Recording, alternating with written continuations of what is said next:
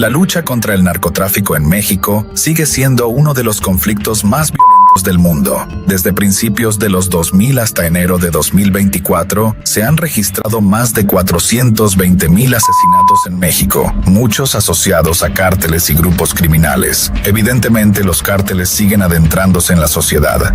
Son el quinto sector empleador en México, contando con aproximadamente 170,000 miembros. El mundo criminal mexicano ha experimentado cambios drásticos en los últimos 20 años, lo que nos lleva a preguntarnos, ¿cómo luce actualmente el mapa del narcotráfico en México? El país alberga alrededor de 175 organizaciones criminales, incluyendo cárteles, mafias y facciones criminales, aunque podrían ascender a 420 organizaciones. De los cárteles, las constantes fragmentaciones de estos grupos delictivos y sus ramificaciones y alianzas evidencian el fracaso de la estrategia de cortar la cabeza de la serpiente, y lamentablemente aún no se ve una estrategia de combate efectiva por parte de las autoridades mexicanas. Primeramente, tenemos que entender que un cártel no es solo un grupo de criminales. Un cártel es una gran organización criminal o un conjunto de organizaciones criminales que establecen acuerdos de autoprotección, colaboración y reparto de territorios para llevar a cabo sus actividades criminales, principalmente de narcotráfico. Cabe recalcar que solo llaman cárteles a los criminales hispanoamericanos. Los que se encuentran en Europa son denominados mafias. Las siguientes informaciones han sido sacadas de la misma DEA y de los periodistas Luis Chaparro y Loan Grillo. Colóquense los chalecos antibalas y sean bienvenidos a esta increíble entrega de Efímero. El narcotráfico es una actividad del crimen transnacional organizado.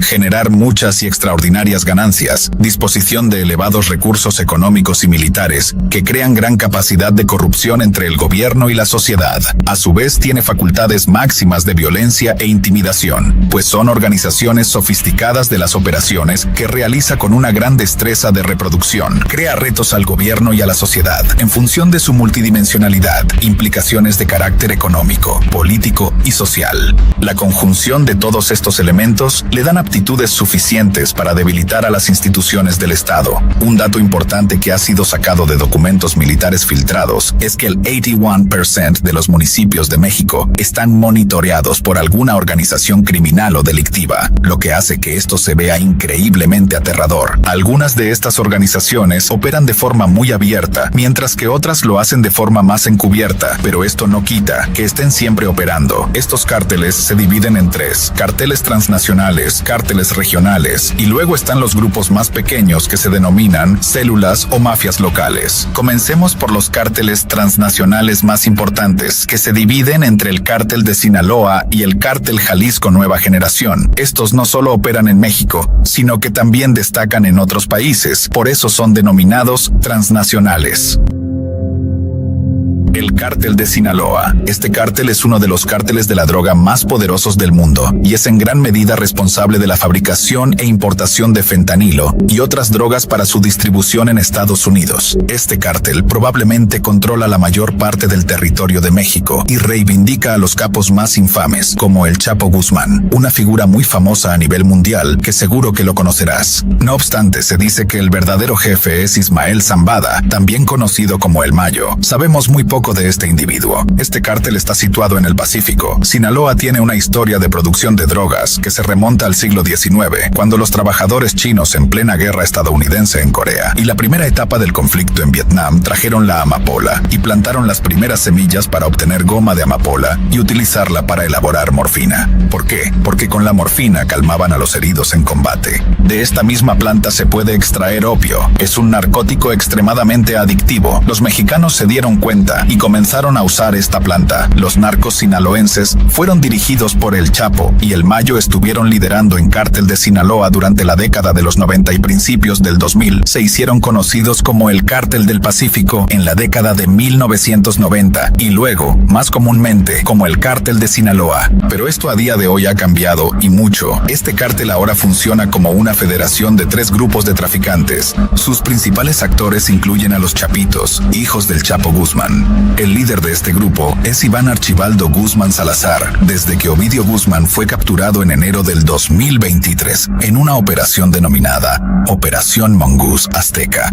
y después lo trasladaron a Estados Unidos para encarcelarlo. Se dice que este grupo de los Chapitos es uno de los más violentos y sangrientos. Son dominantes en la capital del estado de Culiacán y alrededores. Los Chapitos dirigen y sus sicarios trabajan. De hecho, tienen de su bando a las Fuerzas Especiales CDS y a las Fuerzas Especiales JL. Hace poco, en noviembre del 2023, capturaron al Nini, otro de los cabecillas de los Chapitos. Solo les falta Iván Archibaldo, que actualmente el gobierno de Estados Unidos ofrece una recompensa de $10 millones por información que conduzca a su captura o condena, lo que lo convierte en uno de los narcotraficantes mexicanos más buscados. Los Mayos. Otra de las facciones es la de Ismael Zambada el Mayo, que controla el campo central. Este hombre se le vio por última vez en 2010 en una entrevista del periodista Julio Scherer. El Mayo siempre ha tratado de mantener un perfil muy bajo y privado, lo que le ha permitido llegar a los 76 años de vida, prácticamente intocable a diferencia del Chapo Guzmán. Los Guanos. Esta facción es dirigida por Aureliano Guzmán, que es el hermano del Chapo. El Guano se mantiene totalmente independiente de los Chapitos y de los Mayos. Tiene su propia estructura, a pesar de que no se llevan mal con las demás facciones. Y al mismo tiempo, pues es un tipo que no se dejó tentar por la fama o esta idea de aparecer en la lista de Forbes en el 701 como si su hermano era un poderosísimo traficante, no solamente de fentanilo, sino también de metanfetaminas, de cocaína, de marihuana, pero es un tipo interesante. Hubo una cuarta facción dirigida por Rafael Caro Quintero, pero en 2022 fue exterminada por las otras facciones o incluso por cárteles rivales. Se dice que las facciones de los Chapitos y los Mayos hace poco construyeron una alianza para poder enfrentarse a los ataques de Estados Unidos. Este cartel pasará por grandes cambios significativos los próximos años debido al nacimiento de nuevas figuras con hambre de poder. Cartel Jalisco, nueva generación. El segundo cártel de México más importante surgió repentinamente como un escuadrón de la muerte paramilitar para deshacerse de los Zetas en 2007. El grupo se independizó en 2010 y se dio a conocer a partir de septiembre de 2011, siendo liderado por Nemesio Oseguera Cervantes, alias El Mencho. La organización es considerada como uno de los grupos delictivos más peligrosos de México y el principal rival del cártel de Sinaloa. No solo matan y torturan a sus adversarios, también buscan generar terror en sus oponentes y en las poblaciones que controlan. Por el control de plazas y territorios en el país y en la demanda y movimiento de droga nacional e internacional, ocasionando una guerra entre las dos organizaciones que, a 2024, aún se mantiene. Esta organización es considerada una de las más extensas no solo de México, sino del mundo. Tiene presencia en 100 países y cuenta con más de 28,000 integrantes. Estos datos han sido extraídos de la revista Science. La historia de este cartel es bastante larga. Como bien dije, fue fundado por militares para parar a otro cartel, el cartel de los Zetas. En un principio incluso tenía el apodo de Mata Zetas. La velocidad de su ascenso genera rumores de que se trata de una operación estatal, pero si bien ciertamente compra protección oficial, también lo hacen los otros cárteles, y su éxito obviamente no se debe a ese único factor. Su gran éxito se debe al poder tan rápido de debilitar a los carteles rivales, tener muchos miembros con experiencia en el mundo militar, armamento avanzado, habilidades en el lavado de dinero y presencia en zonas con alta demanda de drogas como Los Ángeles, Orlando, Chicago y San Francisco. Geográficamente hablando, este cartel controla 28 de los 32 estados de México y tienen acceso a los puertos del mar situados tanto en el Pacífico como en el Atlántico. Internacionalmente hablando, operan en países como Ecuador, Brasil, Colombia, Estados Unidos, Guatemala y Uruguay. El CJNG es uno de los principales objetivos de Estados Unidos, debido a que la mayor cantidad de fentanilo proviene de ahí. Se ofrece una recompensa de $10 millones a cambio de información que facilite la captura de su líder, el Mencho. Esto lo convierte en la persona más buscada de todo México. Este hombre nació en julio de 1964 en la comunidad rural de Aguililla, en Michoacán. Este individuo fue traficante en Estados Unidos, concretamente en San Francisco, en la década de los 80.